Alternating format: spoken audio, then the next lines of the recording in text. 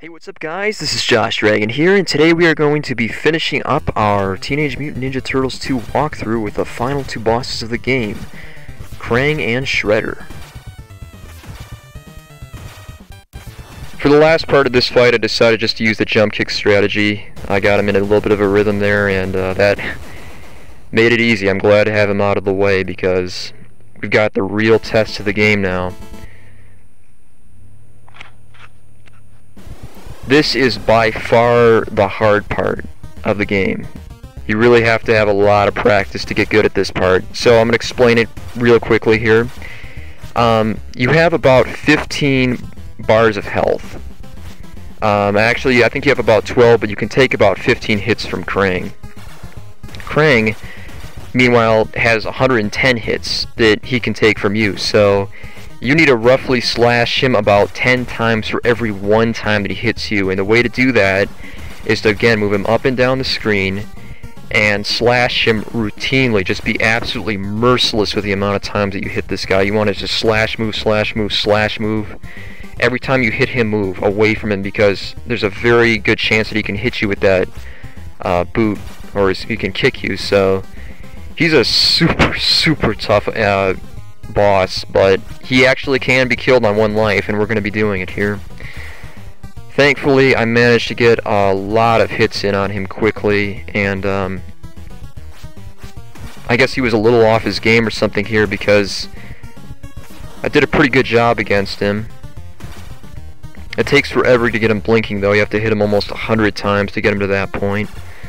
So it gives you the impression like you're really not doing damage to him, but you actually are really chipping away at his health bar. It just takes a long time to get him to the point where he's blinking.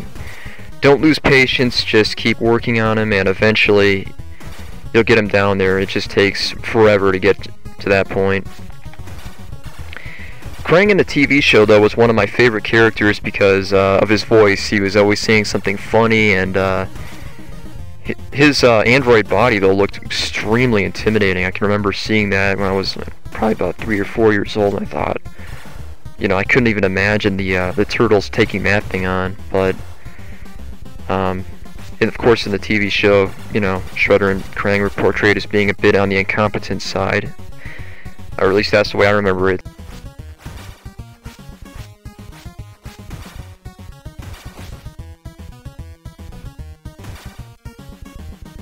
So a few years ago, they released this really interesting Turtles movie. I think it was called Turtles Forever, which had the old 80s, 90s Turtles meeting the newer series from the 2000s.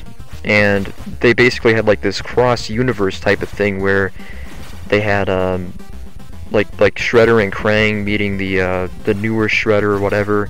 I haven't really, you know, followed the Turtles, of course, in a long time, but they had like this cross-universe with, you know, all the different incarnations of the Turtles. The original series from Mirage, the comics, and also I think even the live-action Turtles made their own appearance, so it was like a universe type of thing, and it was a really interesting concept, and it was super cool to watch that.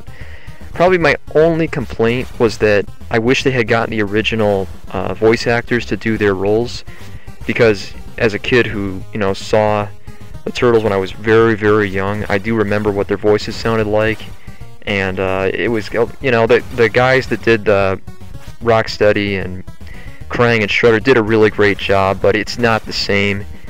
And I kind of, even the Turtles, I remember how they sounded, so I wish they had gotten the original voice actors to come back and do that part. But I think there was some kind of a union problem, so it wasn't, unfortunately, a possibility.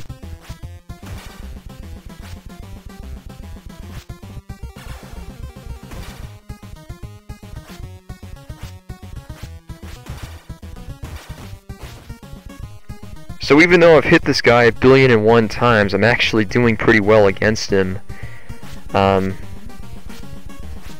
don't know exactly how many hits I have left, but I know I'm getting pretty close to the end of his life bar. And this last part really is just about being patient and just making sure you don't get hit by him as much as you possibly can help it.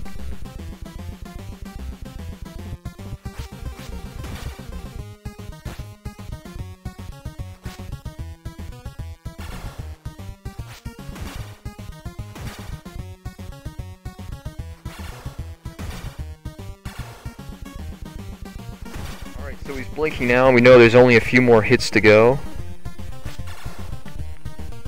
Hopefully we're going to have enough health to take out Shredder. That's my main concern at this point.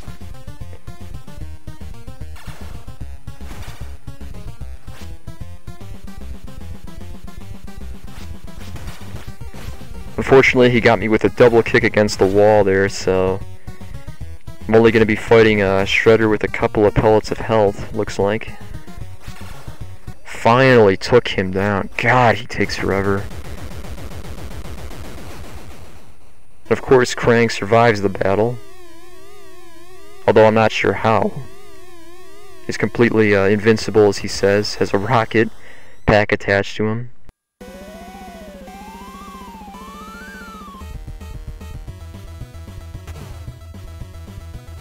Now we only have 2 bars of health here, and this is a really, really tough fight because not only does Shredder have a fair amount of health, and he splits himself into clones.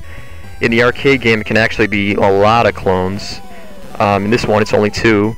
But he also has an instant death move which can be very hard to avoid at times, so this is this is the second hard part. You know, Krang is going to take a lot of health off of you, but surviving Shredder in his, one-hit kill move is very hard.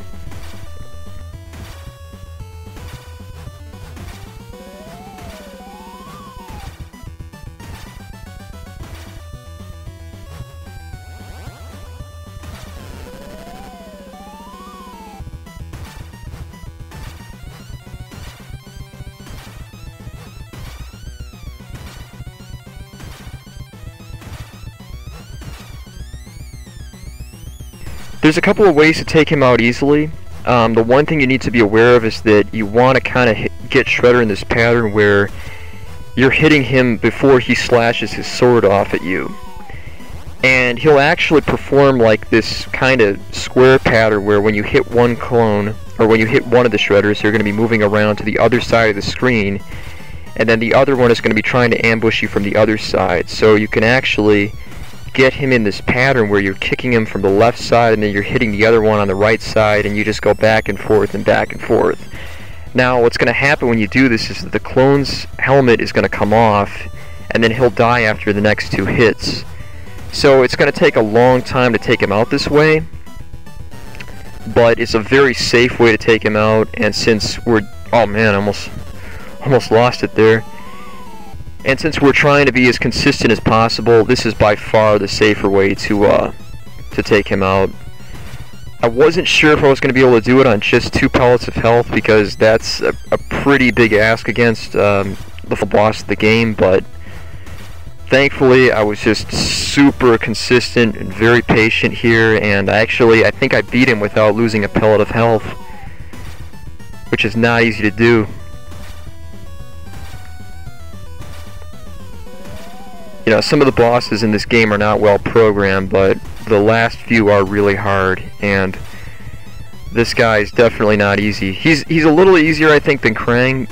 I think Krang is still the bigger challenge, but you can always have a bad run against him and he hits you with that instant kill lightning, so he's definitely tough. Another thing that helps is to take the helmet off of one of the clones, because that way that one can't shoot the lightning, and you only have one to worry about for the instant kill move.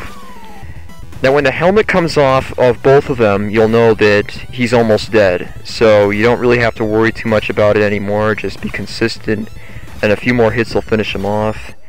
And just like that, we have beaten the game on 1 life.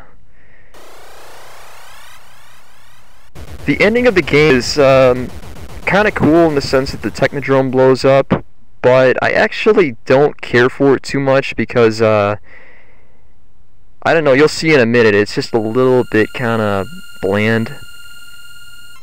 I think they could have done a little more to make it interesting. Nevertheless, it feels pretty cool to finish this game on 1 life. That's coming a long ways from where I started, and I'm very happy to have this one done.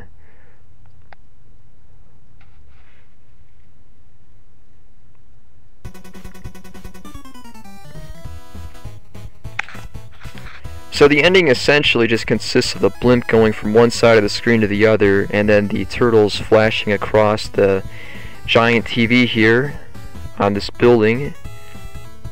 The music's also not that great for, you know, the end of the game. I don't know. I think it's a little disappointing, but obviously the highlight is finishing Shredder off and seeing the Technodrome explode. That is kind of nice to watch.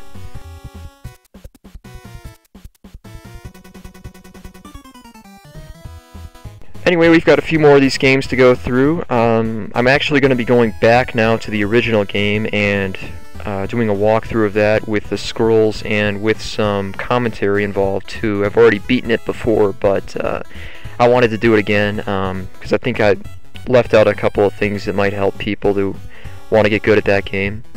And then at some point I'll be moving on to the Manhattan Project and Turtles in Time and the Hyperstone Heist, but that might not be for a little while. I've got some other games I want to move on to, like in the Ninja Gaiden series, but we'll be getting around to them all probably at some point. Overall, you know, this is a really fun game, and probably one of the better ones of the series, so I hope you guys enjoyed my LP. I had a great time doing it, and I will see you next time. Thank you so much for watching. This is Josh Dragon signing out.